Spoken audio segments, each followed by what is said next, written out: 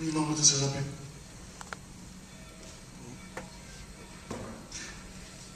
Hi, my name is Daniel Miller. I'm a designer at Knott's Berry Farm. My primary activity is I design for Halloween Hop. Yeah. I'm one of 3 designers.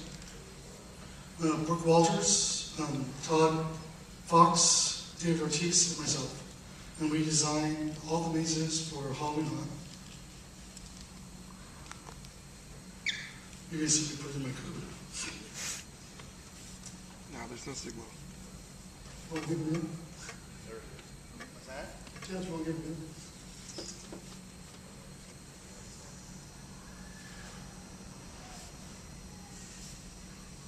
Sorry about this. That's all.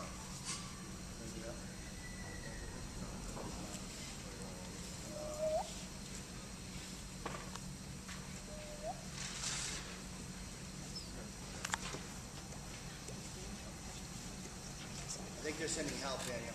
Thank you. Good mark. Can you free me up? There we go.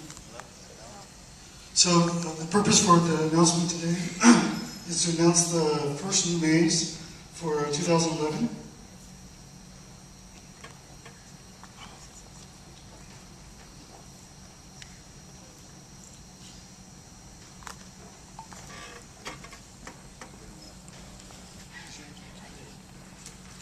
So let me just start. We get a lot of questions throughout the year, and the most frequent question we get is usually, sorry, pausing. So let me go through with what I do. I'm a designer, and we basically start the year right after Halloween. And we come up with themes. We generally look at all the different locations, and we decide which ones are older, which ones are kind of, the theme is wearing out, and we all propose which one should be. And usually by the end of the run part is when we decide which venues are going to replace. And that's when we kind of give our pitches. Oh, there it is. That's when we give our pitches to Laura Hanneman and to Marty about what we want to do and what we want to replace.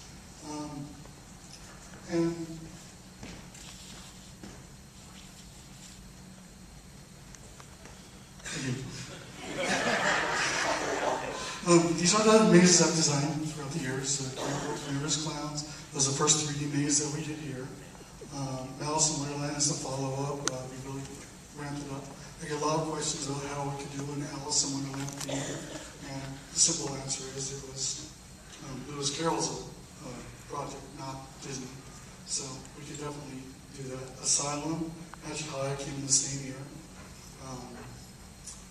Curses of Spiderwoods, Fairy Tales, The Grudge. These are all projects that we've done. I'm going to talk a little bit about The Grudge later on.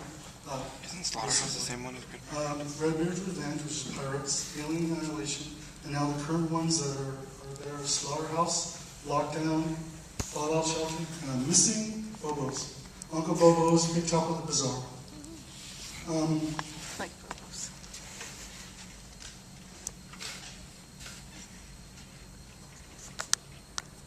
Okay, what question do I get most is probably this.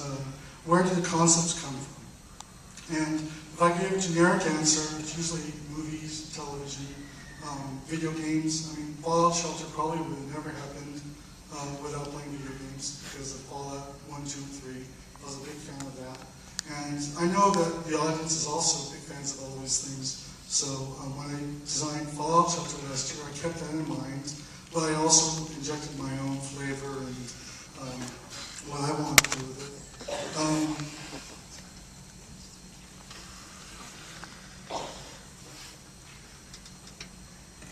So this year, for this, what I'm about to present to you for this new maze, it came from 2 sources.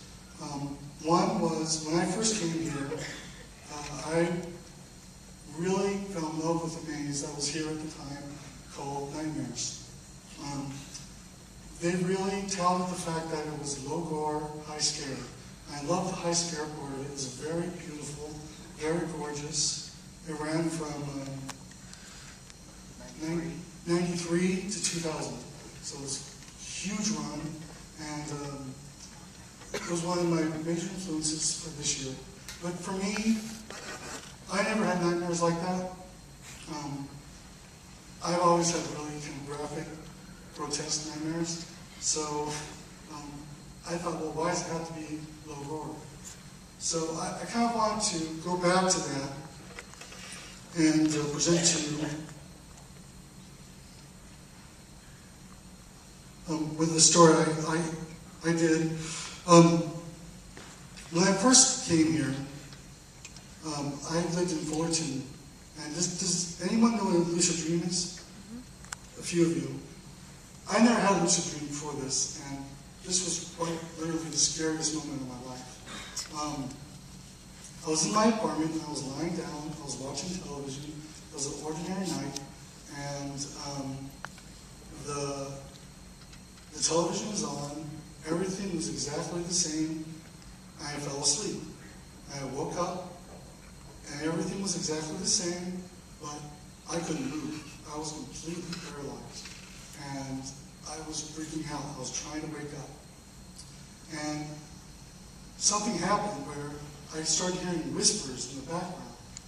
I knew I was dreaming, and I was realizing that's the whole definition of what lucid dream is. You're partly in reality, and you're partly in dreamland. I heard whispering. I could barely tell what was going on in the background. And then I kind of started to hear what they were saying. I think he can hear us. I think he can hear us. And I was freaking out this time. The other guy says, no, he can't hear us. And this thing, this shadowy figure, kind of floated back and hugged me from back.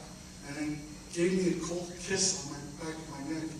Again, it freaked me out, and he screamed in my ear, literally, "Kill yourself!" I know. I'm not suicidal. It was the freakiest thing in my life, but it jarred me awake, and I couldn't sleep the rest of the night. But it's something that did to me that really kind of affected what this maze is going to be. So, without further ado, I'll present the preview of the maze. Again, this is a PG-13 maze for depictions of graphic violence. So just know, for parents out there, make sure that you either cover their eyes, take a quick breath. This is a concept I don't know sketch. about him. There are lots. At this point in the game, I have a ground plan done, and I have a few original drawings inside, but most of the time, when we do our presentations, it's based on research. So a lot of it, there's some original drawings, but there's a lot of concept sketches in it. And as always, the content is subject to change.